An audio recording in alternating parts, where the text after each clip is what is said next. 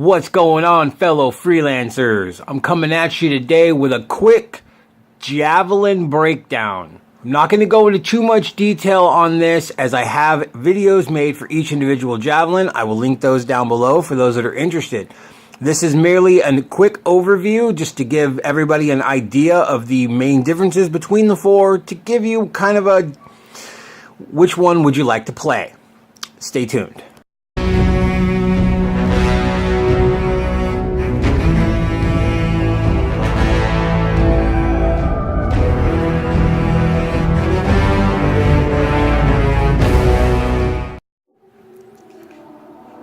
Starting with the Ranger. It is the most balanced Javelin and it is built for precision, highly versatile and ready to unleash firepower. It has medium armor and can use all weapons besides heavy ordnance. It's the only Javelin that can prime combos with their melee attack, which is electric. They're essentially soldiers that use grenades and projectiles like missiles and venom darts. They're great for comboing, both priming them and detonating them, making them a great addition to any team. For their ultimate, they fire a volley of missiles at a group of enemies or at one single larger foe. The Colossus is built to deal destruction. What it lacks in agility, it makes up for in brute strength and defensive combat power. It has heavy armor and is the only Javelin that can use heavy weapons and heavy ordnance like flamethrowers, mortars, and railguns. It's essentially a siege tower that can dish out massive amounts of damage, but it can also withstand massive amounts of damage. It can be spec'd as a tank type with its own taunt ability to allow it to hold aggro. It doesn't have a shield like the other Javelins. Instead, it has a much stronger shell and vastly more hit points, as well as an actual physical shield it can pull out and hit people with. For its ultimate, it pulls out their siege cannon, which unleashes hell with up to 3 powerfully explosive blasts.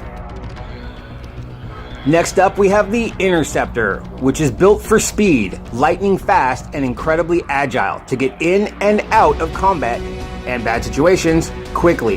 It has light armor and can use all weapons besides heavy ordnance. It's the only Javelin that can perform melee combos. It's essentially a rogue, high damage dealing with a low damage personal threshold.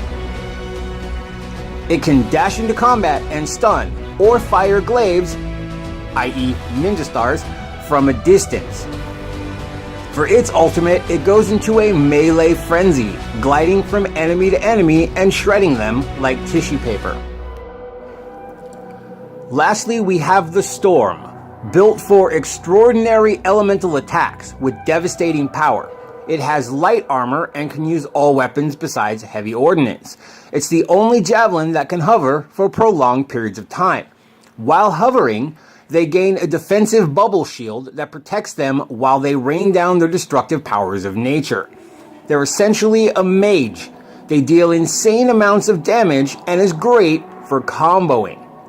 For their ultimate, they call down 3 elemental fields: fire, ice, and lightning, then proceed to drop a large meteor on each of the 3 sites. These can be guided in a straight line or stacked right on top of each other if you're fighting a larger enemy.